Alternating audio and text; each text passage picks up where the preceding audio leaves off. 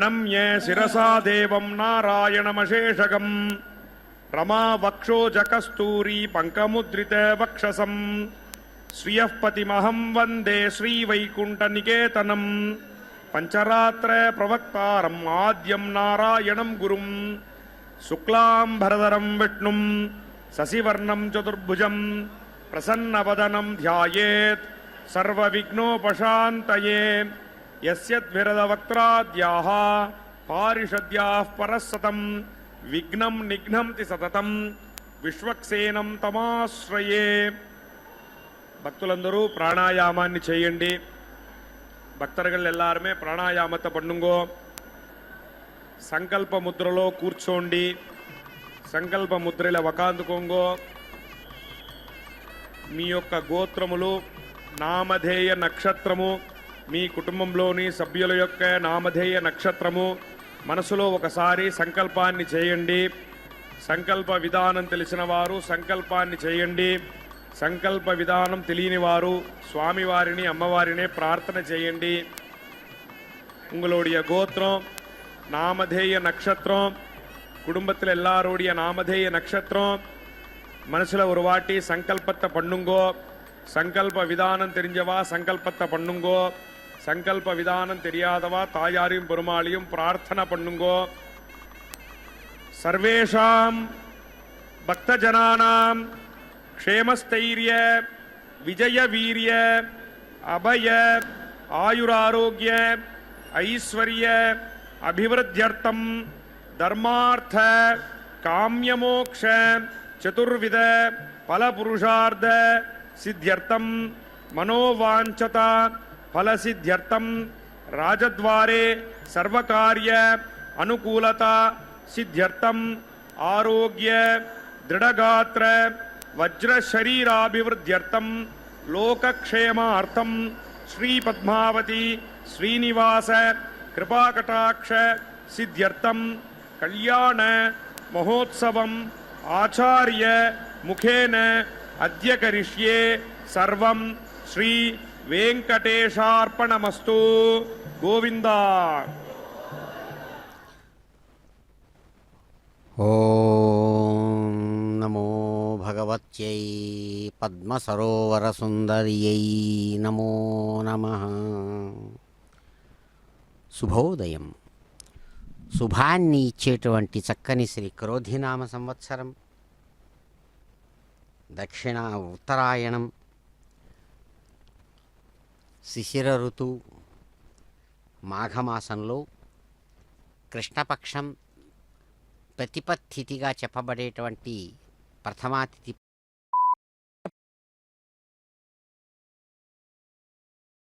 படுத்தியுள்ளார். முந்துர முன்னம் திருவேங்கடவன் எழுந்தருளியுள்ள திருவேங்கடமலையை கண்டு இம்மலையே பக்தர்கள் வாழும் வீடாக கூறுகிறார். இம்மலையில் குடிகொண்டிருக்கும் திவ்ய தம்பதிகள் வேதம், உபனிஷத்து, இதிகாச புராணங்கள் மூலமாக உபதேசிக்கப்பட்டு போற்றப்பட்டவர்கள்.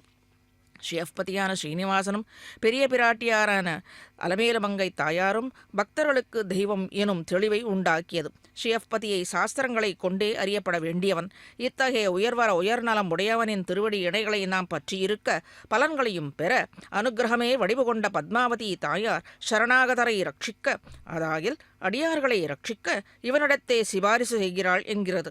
திருமகள் கேள்வனான பக்தவத்சலான அடியார்களின் குறைகளை தீர்க்கின்றான் இந்த எம்பெருமானான திருவேங்கடவன். வேண்டியவர்களின் வேண்டுதல்களை குறைவற்று அளிக்கும் இத்திவ்ய தம்பதிகள் எழுந்தருளியிருக்கும் வசிக்கும் இரு திருவேங்கடமலையே பக்தர்களுக்கு அருள் தரும் வீடாக ஆகிறது. இனி நிலைத்து நின்று வேங்கடவனின் அருளையை இடையூறின்றி திருவேங்கடத்தையும் திருவேங்கடவனையும் அனுபவிக்க பக்தர்கள் வந்து வண்ணமாக இருப்பார்கள் என்பதில் என்ன தடை இருக்கப் போகிறது? உலகம் அனைத்தும் ரட்சிக்கும் திவ்ய தம்பதிகளுக்கு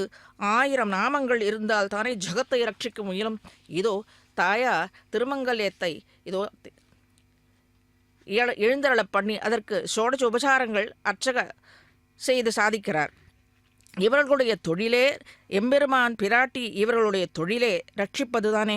கூப்பிட்ட குரலுக்கு வந்து ரட்சிப்பவர்கள். இத்தனை திருநாமங்கள் இருப்பினும் அனைவராலும் எளிதில் நினைவு கொள்ளக்கூடியது கோவிந்த நாமம், நாராயண நாமம் தானே. அவ்வாறே பத்மாவதி தாயாருக்கும் பல திருநாமங்கள் உள்ளன. அவை லக்ஷ்மி என்று தானே துவங்குகிறது. இதை குறிப்பது ஸ்ரீ என்னும் சப்தம். இந்த ஸ்ரீ சப்தம் உடைய இந்த தாயார்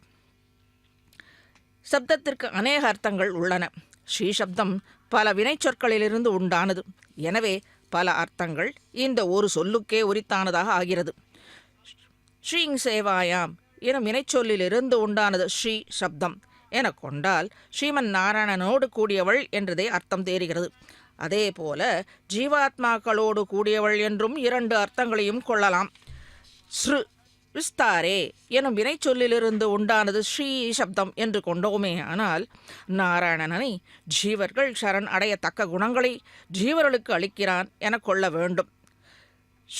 ஸ்ரூஹிம்சாயாம் எனும் வினைச்சொல்லிலிருந்து ஸ்ரீசப்தம் உண்டானது என்று கொண்டால் ஜீவர்கள் அதாகில் பக்தர்கள் ஸ்ரீமன் நாராயணனை அடைய சரண் அடைய ஒட்டாமல் செய்யும் பாப்பங்களை விரோதிகளை விலக்குபவள் அல்லது பாப்பங்களை ஹிம்சிப்பவள் போக்குபவள் என்று பொருள் கொள்ள வேண்டும். ஸ்ரு ஸ்ரவணே எனும் வினைச்சொல்லிலிருந்து உண்டானது ஸ்ரீ சப்தம் என்று கொண்டால் தன்னை சரண் அடைந்த பக்தர்களின் குறைகளை செவிமடுப்பவள் ஸ்ரீ தாயார் என்னும் இந்த பொருள் கிடைக்கும். இதோ விஸ்வக்சேனர் ஆவாகனம் துவங்க இருக்கிறது.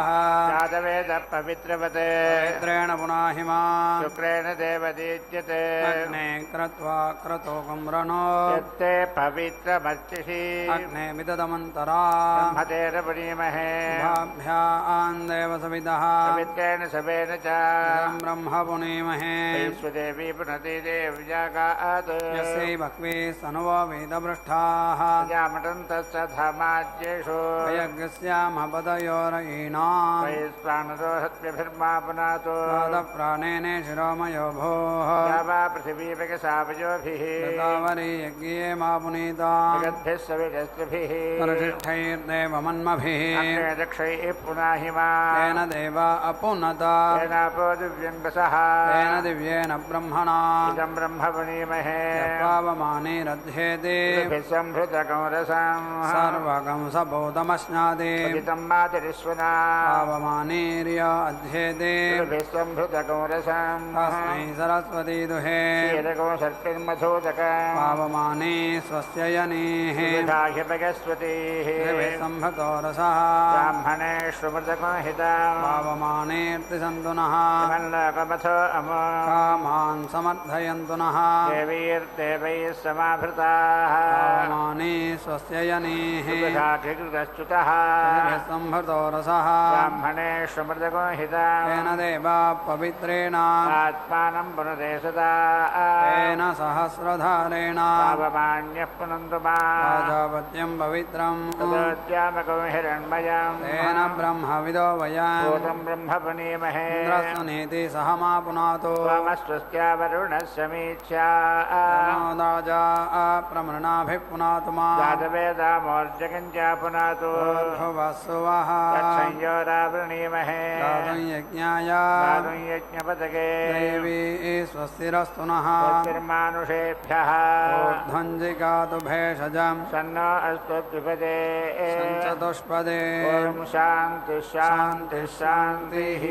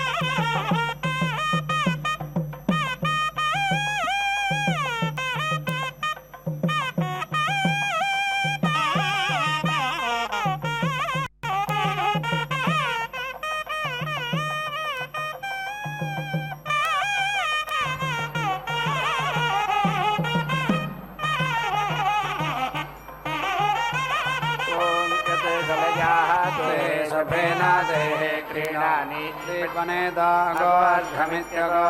अर्घं सोमं कुर्यात् अगो अर्घमित्यगो यजमानम् अगोर्घमित्यगो अर्घम् अर्घर्यं गोहतो महिमानं नावेति तिरेते गवाते क्रीणानि इति एव प्रोजाते गोर्घमिति गो अर्घम् एव सोमं करोति गो अर्घमिति गो अर्घं यजमानं गोर्घमिति गो अर्घम् अर्घर्यं न गोः महिमानं अवेति तिरति अजया क्रीणाति तदपसमिति स तपसं येन क्रीणाति हिरण्येन क्रीणाति स शुक्रमिति स शुक्रं क्रीणाति धेन्वा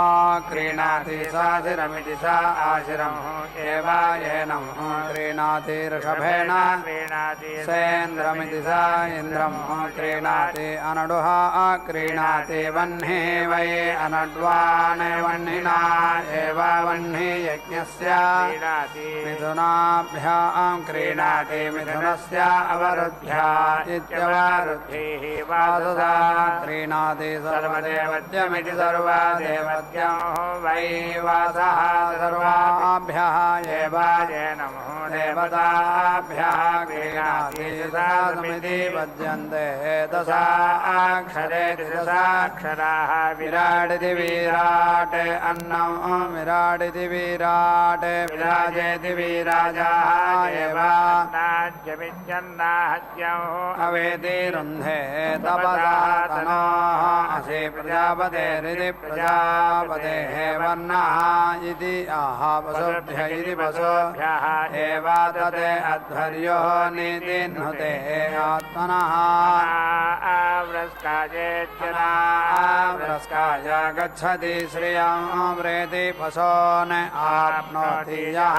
एवं वेद शुक्रं तेः शुक्रेण क्रीणामि इति आह यथा यजुरिति यथा यजो एव एतत् देवाः वै येन हिरण्येन सोमम् अक्रीणन् तत् अभिषहेत्यभिषः पुनः येति अददता हि तेजसा विक्रेष्यत इति विक्रेष्यते इति येन हिरण्येन सोमम् क्रीणीयात् तद् अभिषहेत्यभिषः पुनः येति तदिता तेजः एव आत्मन् सहते अस्मै इति ज्योतिः सोमविक्रयिणीति सोमा विक्रयिणी तमः इति आह ज्योतिः एव यजमाने दधाति तमसा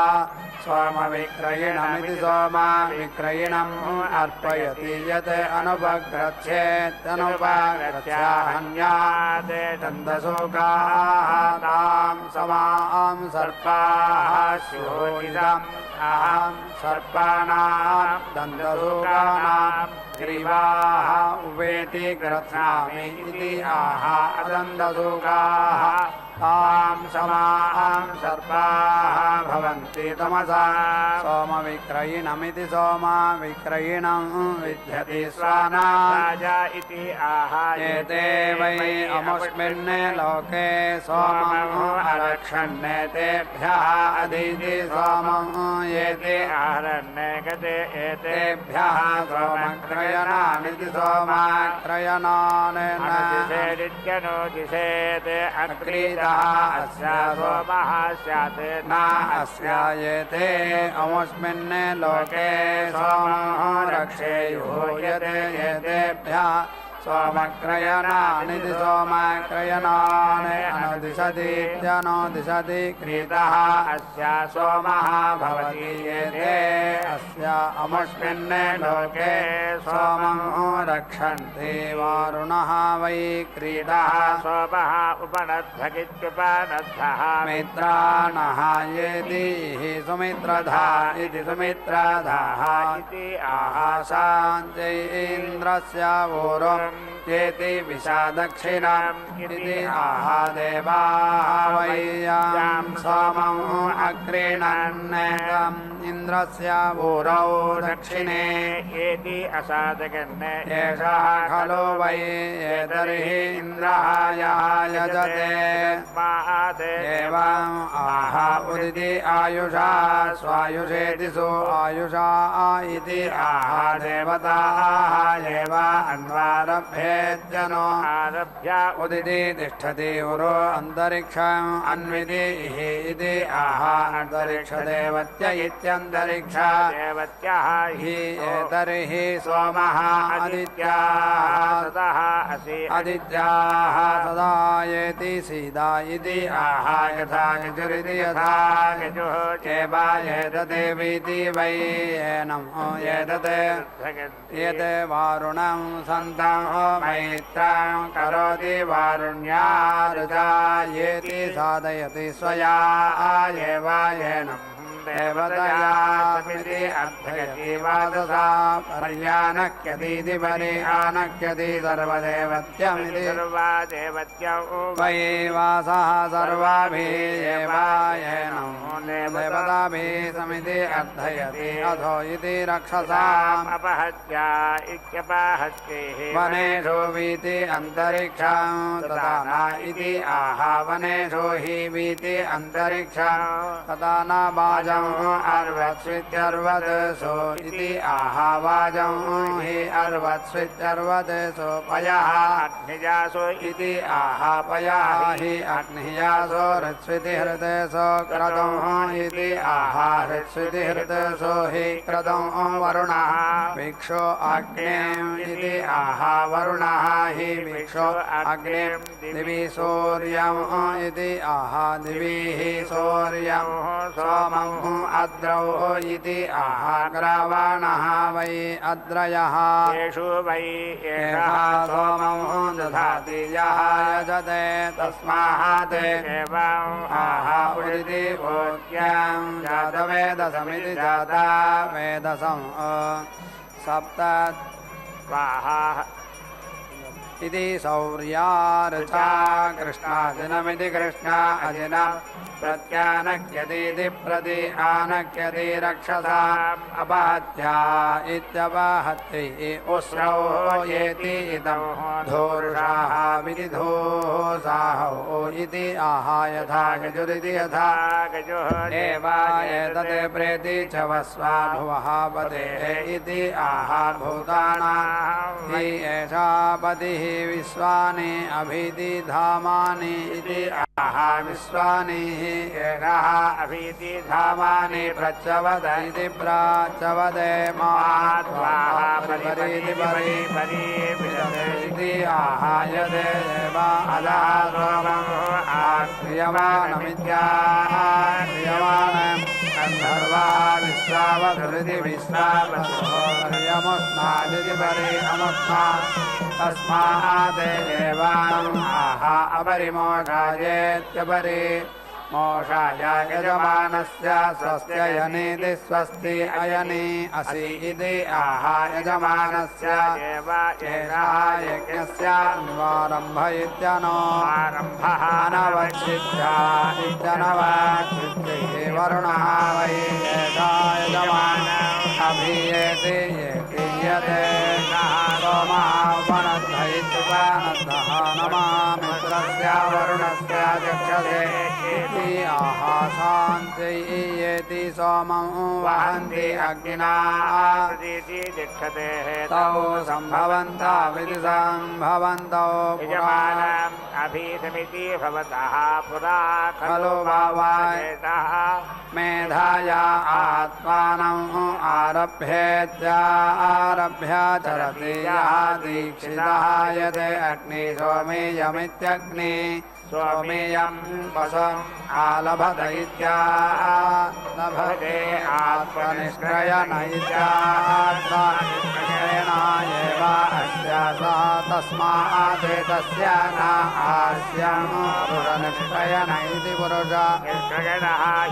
हि अथो इति खलु आहो अग्निसोमाभ्यामित्यग्नि सोमाभ्याम् वै इन्द्रः वृद्धम् अहन्नेत इति यत् अग्नि सोमेयमित्यग्नि सोमेयं पशुम् आलभत इत्यालभते वार्तघ्न इति वार्तघ्नः एव अस्या सह तस्मात्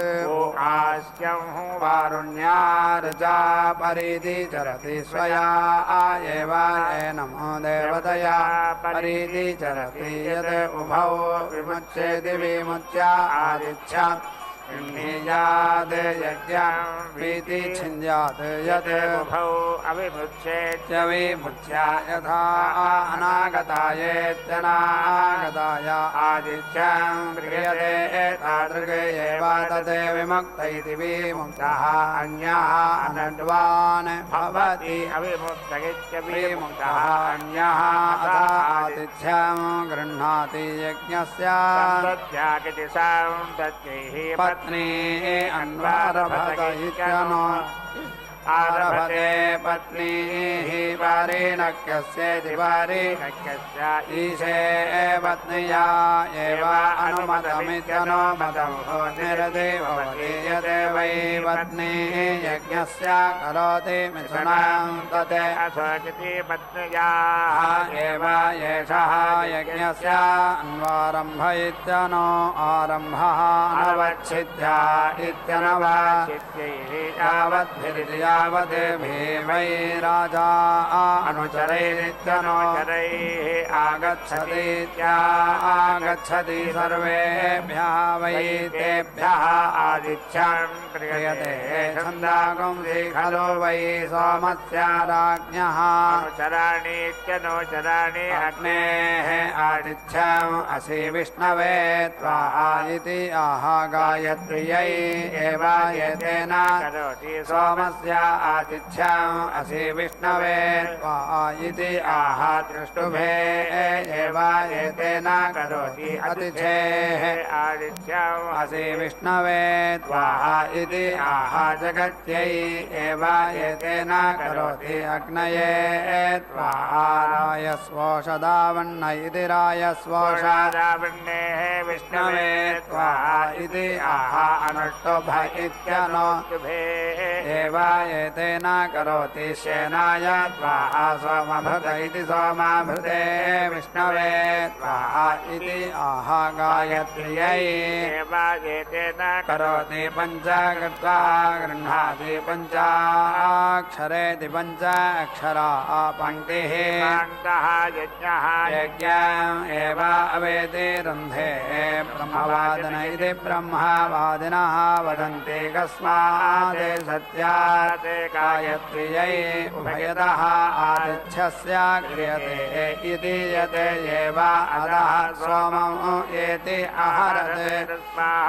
गायत्र्यै उभयतः आदिच्छस्य क्रियते पुरस्तात् च उपरिष्टात् च शिरः वै एतत् यज्ञस्य यत् आदिच्छम् नवकपाल इति नवकपालः पुरोडासः भवति तस्मात् नवधेति नवाधा शिरः विश्योतमिति स्योतं नवकपाल इति नवकपालः पुरोडासः भवति ते त्रयः त्रिकपाला इति त्रिकपालाः त्रिवृतेति त्रिवृताः स्तोमेन संमिता इति संमिताः तेजः त्रिवृतति त्रिवृते तेजः एव यज्ञस्य शीर्षान्ने दधाति नवकपाल इति नवकपालः पुरोडासः भवति ते त्रयः त्रिकपाला इति त्रिकपालाः त्रिवृतेति त्रिवृताः प्राणेनेति प्राणेन संमिता इति संमिताः त्रिवृतिति त्रिवृते वै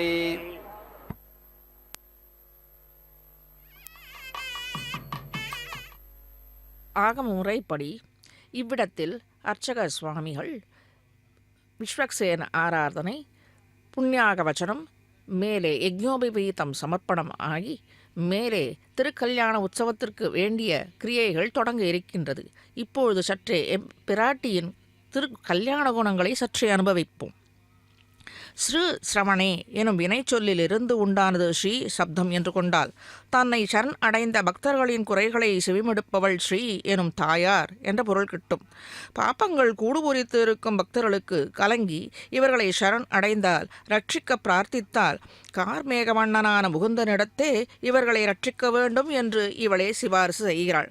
சுவாமி பிள்ளை உலகாரியன் முமுட்சுப்படி துவயப்பிரகரணத்தில் பிராட்டியன் ஏற்றத்தை கூறும் இடத்தில் இவள் தாயாய் இவர்கள் கிளேசம் பொறுக்க மாட்டாதே அவனுக்கு பத்னியாய் இனிய விஷயமாய் இருக்கையாலே கண்ணழிவற்ற புருஷகாரம் என்று சாதித்துள்ளார். அகில ஜெகன்மாதரம் என்று சகல உலகங்களுக்கும் தாயானவள் அடியார்களுக்கு மாதாவாக இருக்கும் சம்பந்தத்தாலே இவர்களுடைய துக்கங்களை கண்டு பொறுக்க மாட்டாதே நெஞ்சார்ந்த அன்போடு தாயார் தான் பதியினிடத்தை அடியார்களின் பொருட்டு சிபாரிசு செய்து வெற்றியும் பெறுகிறாள்.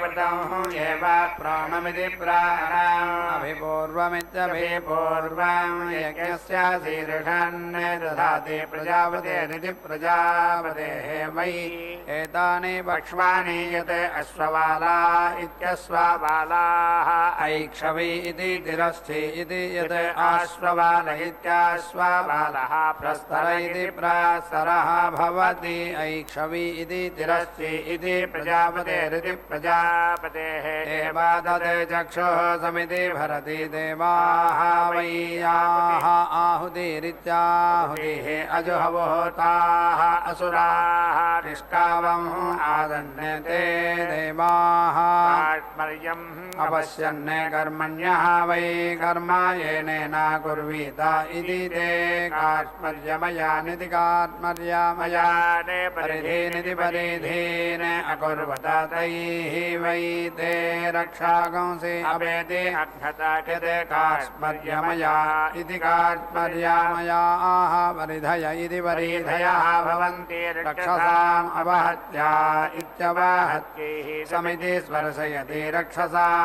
अनन्ववचाराजेत्यनन्ववचाराजाना पुरस्ताहात् परिधि दधाति आदित्यः हि एवा उद्यन्नित्यतो यन्ने पुरस्ताहात् रक्षांसि अपहन्तीत्यवहन्ति ऊर्ध्वे इति समिधाविति सा इधौ येति दधाति उपरिष्टात् एव रक्षांसि अपेति हन्ति यजुषा अन्यां तूष्णीम् अन्यां मिथुनत्वायेति मिथुनात्वाय द्वैति येति दधाति द्विपादिति द्विपात् यजमानः प्रतिष्ठित्या इति प्रतिष्ठित्यैः ब्रह्मवादिनः इति ब्रह्मवादिनः वदन्ति अग्निः च वै एतौ सोमः च कथा सोमाय आतिथ्यं क्रियते न अग्नये इति यत् अग्नौ अग्निं मथित्वा प्रहरतीति प्रहरति तेन एव अग्नये आतिथ्यं क्रियते अथो इति खलु आहुः अग्निः सर्वाः देवताः इति यत् हविः आसाद्येत्यासाद्य अग्निं मंसति हव्याय एव आसन्नायेत्यासन्नाय सर्वाः देवताः जनयति देवासुरा इति देव असुराः संयत्ता इति संयत्ताः आसन्ने ते देवाः मिथः विप्रजा इति विप्रजाः आसन्ने ते अन्यः अन्यस्मै ज्येष्ठ्याय अधिष्ठमानाः पञ्चधेति पञ्चधा वीति अक्रामन्ने अग्निः वसुभिरिति वसुभिः सोमः रुद्रैः इन्द्रः मरुद्भिः वरुणः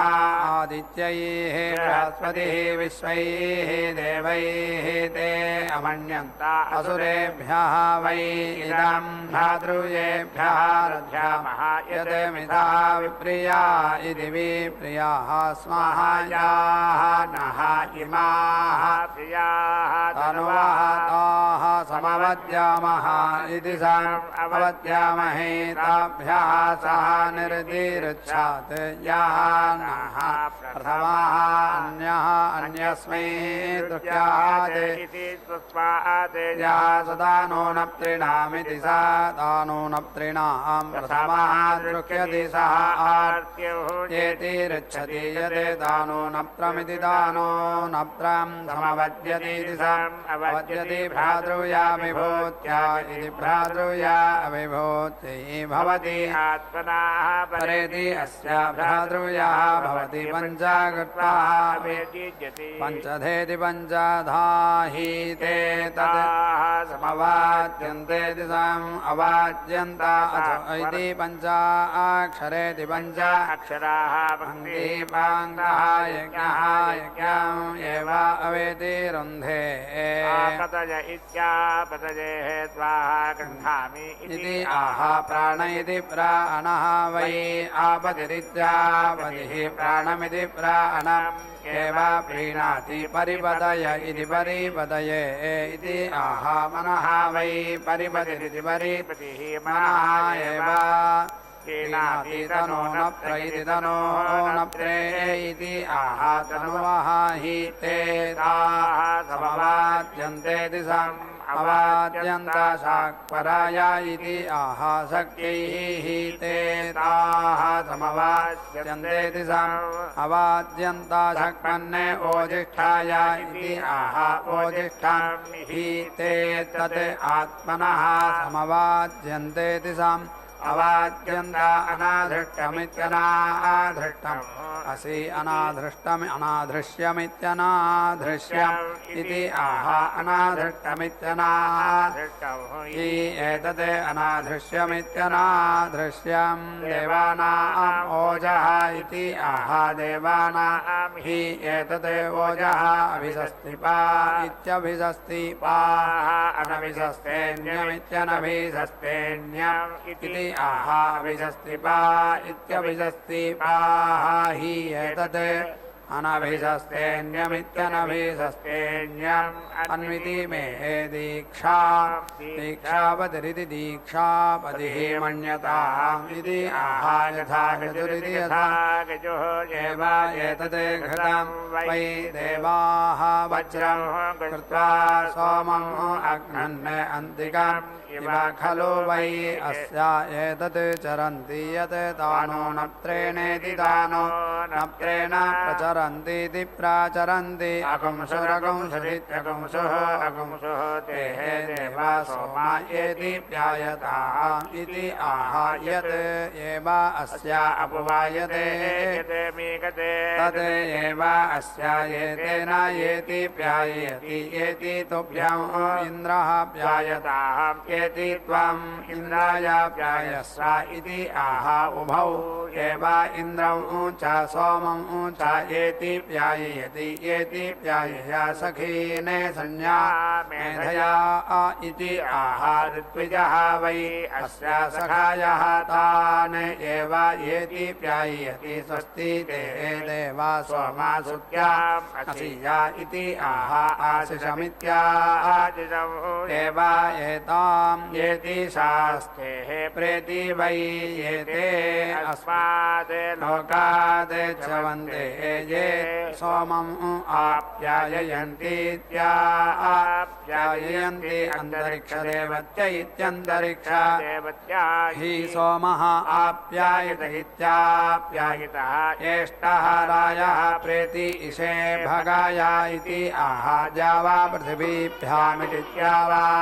पृथिवीभ्याम् एव नमस्कृत्येति नमः कृत्य अस्मिन् लोके प्रतीति तिष्ठन्ति देवासुरा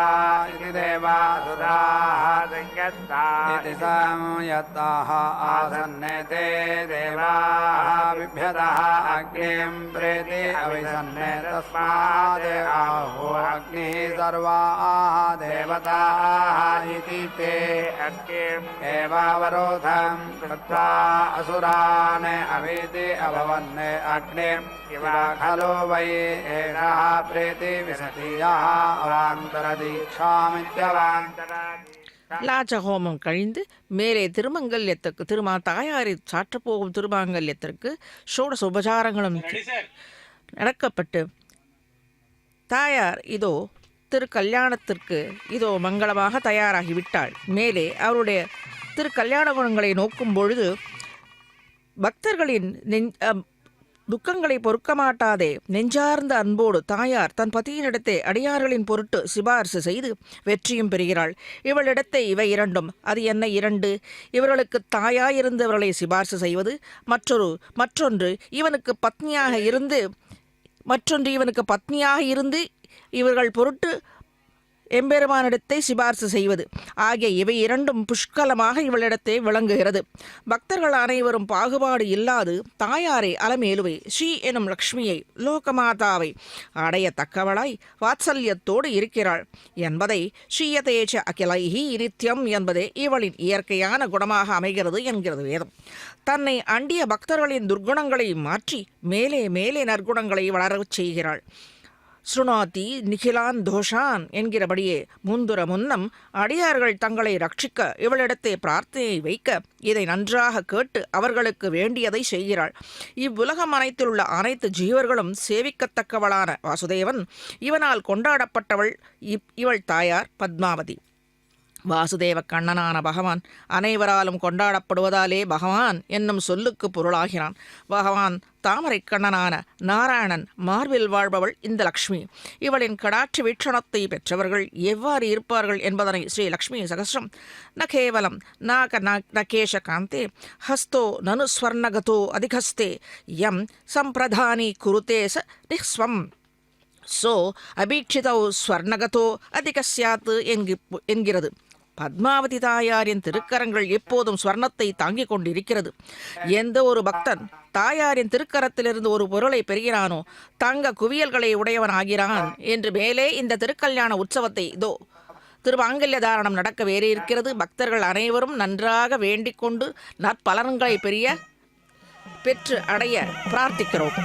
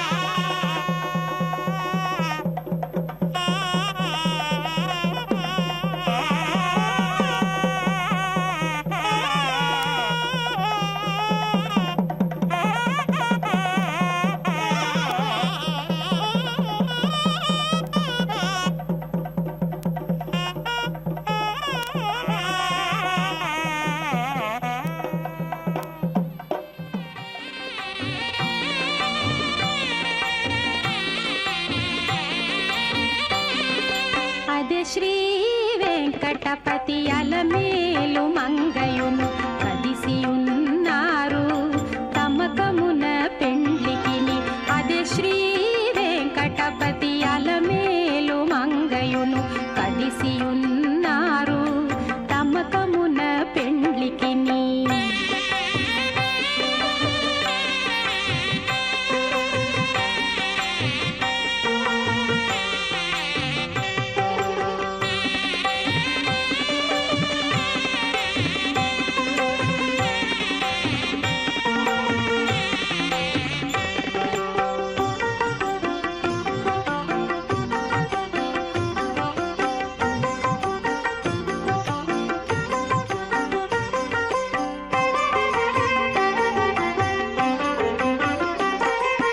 బాసికములు కట్టరో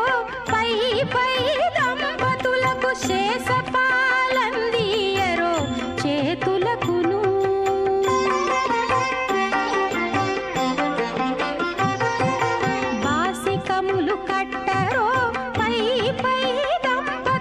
శేషపాలందియరో చేతులకును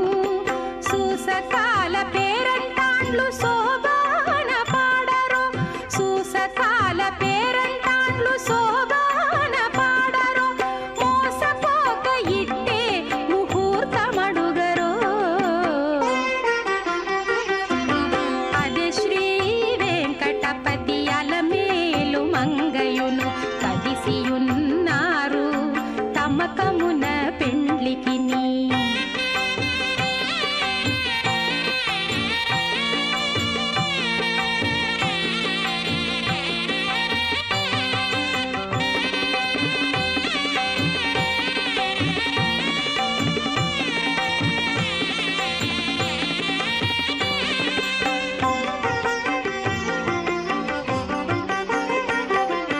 గక్కనను మంగళాష్టకములు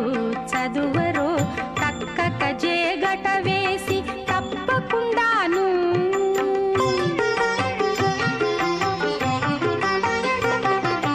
గక్కనను మంగళాష్టకములు చదువరో తక్కక జేగట వేసి తప్పకుండాను నిక్కి నిక్కి చూచేరదే నెరితెర తీయరో నిక్కి నిక్కి చూచేరదే నెరితెర తీయరో ఒక్కటైరి కొంగు ముళ్ళు ఒనరగవేయరో అదే శ్రీ వెంకటపతి అలమేలు మంగయును కదిసియున్నారు తమకమున పెండ్లికిని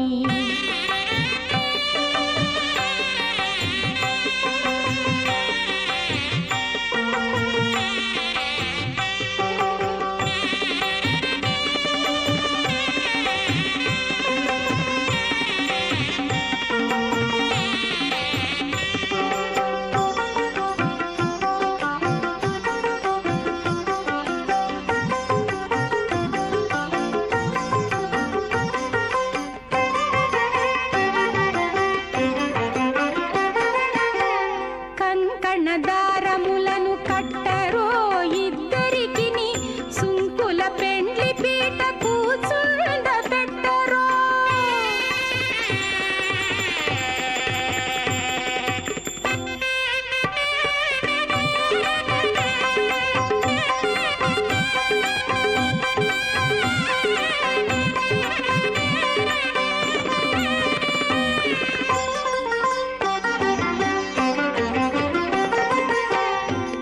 కంకణదారములను కట్టరో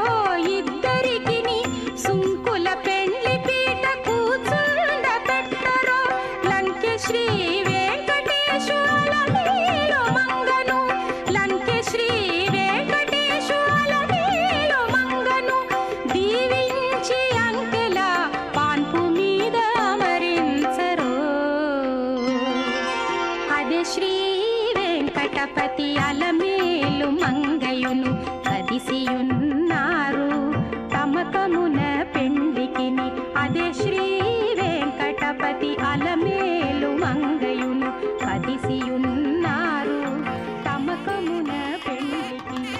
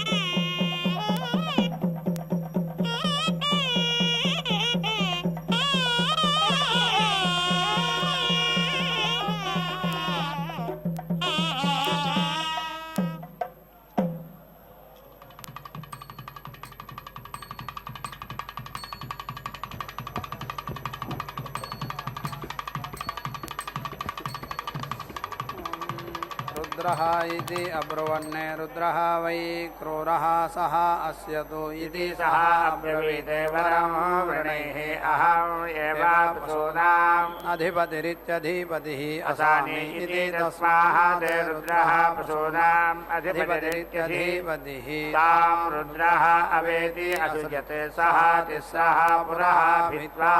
तेभ्यः लोकेभ्यः असुरान् प्रेति अनुददायते उपसद इत्युपसदः उपसज्यन्त इत्युपसज्यन्ते भ्रातृव्यपरानुत्या इति भ्रातृव्यपरानुक्तिः न अन्याम् आहुतिमित्याहुतिं पुरस्तात् जुहुयाते यत् अन्याम् आहुतिमित्याहुतिं पुरस्तात् जुहुयाते यो दीक्षामतिरेचयति सप्ताहं प्रचरन्ति सप्तवैशीर्षण्याः प्राणाः प्राणादीक्षा प्राणिरेव प्राणान् दीक्षामवरुन्धे पूर्णाहुतिमुत्तमान् जुहोति सर्वं वै पूर्णाहुतिः सर्वमेवाप्नोति अथो इयं वै पूर्णाहुतिः अस्यामेव प्रतिष्ठति नारायणाय विद्महे वासुदेवाय धीमहि तन्नो विष्णुः प्रचोदयात् स्वाहा महादेव्यै च विद्महे विष्णुपत्न्यै च धीमहि तन्नो लक्ष्मीः प्रचोदयात् स्वाहा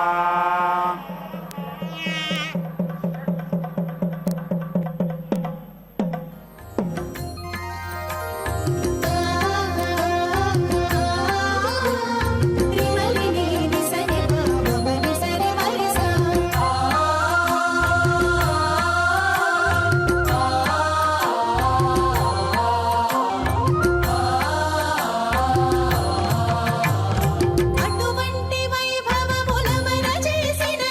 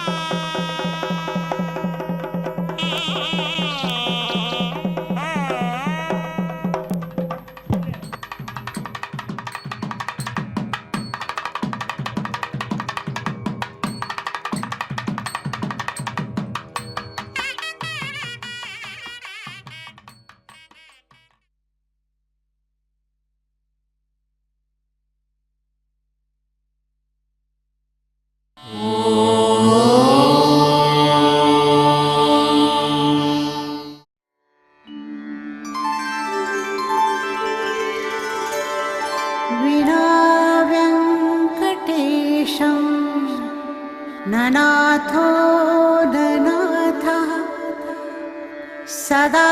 वेङ्कटेशं स्मरामि स्मरामि हरे वेङ्कटेश प्रसीद प्रसीद प्रियं वेङ्कटेश प्रयच्छ प्रयच्छ